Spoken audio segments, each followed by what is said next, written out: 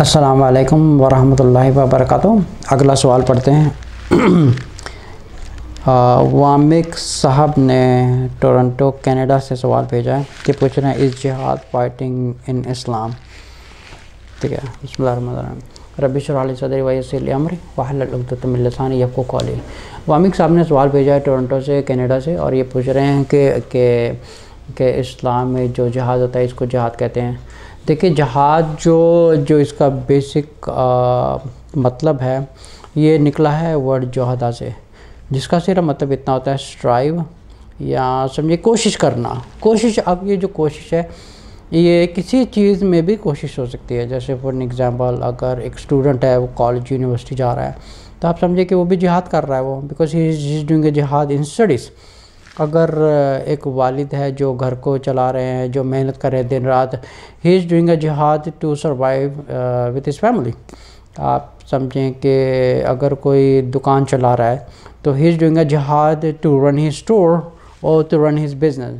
تو یہ ڈیپینڈ کرتا ہے کون سی سچویشن کے اوپر جہاد کا لفظ یوز ہو رہا ہے۔ اس کا مطلب یہ نہیں ہوتا کہ جہاد صرف، یا جہاد کا صرف مطلب اتنا ہوتا ہے کہ صرف اللہ کی راہ میں لڑنا ہی ہوتا ہے۔ یہ اللہ کی راہ میں لڑنا نہیں ہوتا ہے۔ اگر سمجھے کہ کوئی اگر مسلمان ہے، وہ اللہ کی راہ میں ایک دعوت کا کام کر رہا ہے، غیر مسلمان کو قرآن بانٹ رہا ہے یا کچھ بھی کر رہا ہے، یہ بھی قسم کا جہاد ہے۔ اچھا، ایک جہاد وہ بھی ہوتا ہے کہ جیسے کسی مسلمان خلیفہ نے یہ آرڈر جاری کیا ہے کہ کہیں پہ ایک جنگ ہو گئی ہے، وہاں پہ مسلمان سارے آ جائیں، ٹھیک ہے، کیونکہ آج کل تو کوئی آج کل مسلمان کوئی خلیفہ ہے نہیں ہے، تو اس لیے یہ کانسیپٹ آج کل اپلائی نہیں ہوتا ہے کہ کہیں پہ قتال ہو رہا ہے یا کہیں پہ جنگ ہو رہی ہے، تو یہ کانسیپٹ آج کل اپلائی نہیں کرتا یہ، کیونکہ آج کل کوئی مسلمان خلیفہ ہے نہیں ہے۔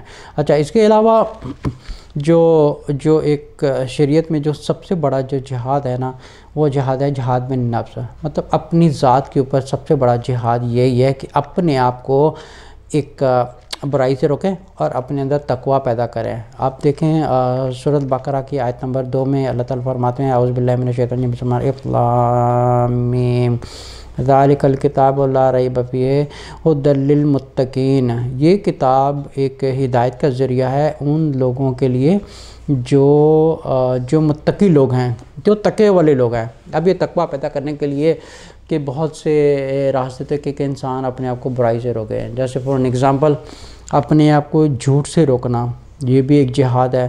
اپنے آپ کو ایک برائی سے روکنا، یہ بھی جہاد ہے۔ آپ سمجھیں کہ اپنے آپ کو میوزک سننے سے روکنا، یہ بھی جہاد ہے۔ اپنی نظروں کی حفاظت کرنا، یہ بھی جہاد ہے۔ غیر محرم سے بات کرنا، یہ بھی جہاد، غیر محرم سے نہیں بات کرنا، یہ بھی اپنے آپ کو جہاد ہے، ٹھیک ہے۔ کسی بھی برائی سے، جو بھی اللہ تعالیٰ کے احکامات ہیں، کسی احکامات سے جو اللہ تعالیٰ نے جن چیزوں سے روکا ہے، ٹھیک ہے، یہ بھی ایک جہاد ہے۔ جو سب سے بڑا جہاد ہوتا ہے وہ انسان کی ایک ذات کے اوپر، جیسے فار ایگزامپل کچھ صحابہ آتے تھے، جیسے ایک صحابہ رسول صلی اللہ علیہ وسلم کے پاس آئے تو انہوں نے کہا کہ میں جہاد پہ جانا چاہتا ہوں، تو انہوں نے کہا کہ کیا تمہارے گھر میں تمہارے والدین زندہ ہیں؟ تو انہوں نے بولا ہاں زندہ ہے۔ تو انہوں نے بولا چلو ٹھیک ہے، آپ ان کی جا کے خدمت کریں، آپ کے لیے یہ سب سے پہلا جہاد ہے۔ فار این ایگزامپل، اگر مجھے کچھ لوگ یہ کافی لوگ سوال کرتے ہیں کہ جیسے تبلیغوں پر جانا، یا آپ سمجھیں کہ اللہ کی راہ میں جانا، کہ یہ پہلے فرض ہے یا گھر میں جو گھر کو سنبھالنا یہ سب سے پہلا جہاد ہے؟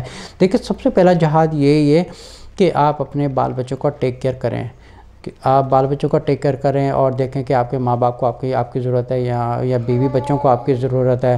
تو ایسا نہیں ہے کہ آپ اپنے گھر کو چھوڑ کے اللہ کی راہ میں چلے جائیں، کیونکہ ہو سکتا ہے آپ کو اس کا ثواب ملے گا، لیکن قیامت والے دن آپ کو اس کی گھر والوں کی طرف سے پکڑ ہو جائے گی، کیونکہ پہلا جہاد یہی ہوتا ہے کہ آپ اپنا جہاد اپنے گھر سے شروع کریں۔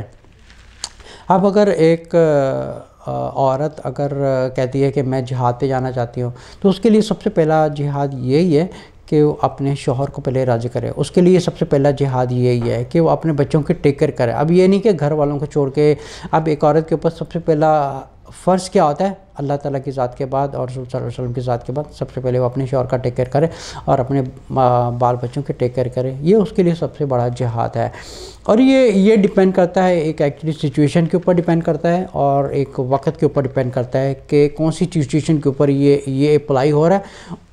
بیسیکلی یہ دیکھا جاتا ہے کہ what is your first priority, جو فرسٹ پرائیورٹی یہی ہے کہ ہم پہلے گھر کی ٹیک کیئر کریں. اب فار این ایگزامپل اگر ایک مسلمان حج پر جانا چاہتا ہے لیکن اس کے اوپر قرضہ ہے, تو اگر وہ پوچھتا ہے کہ مجھ پر سب سے پہلا جہاد کیا ہے, اس کے اوپر سب سے پہلا جہاد یہ ہے کہ سب سے پہلے اپنے قرضہ اتارے اور پھر حج پر جائے.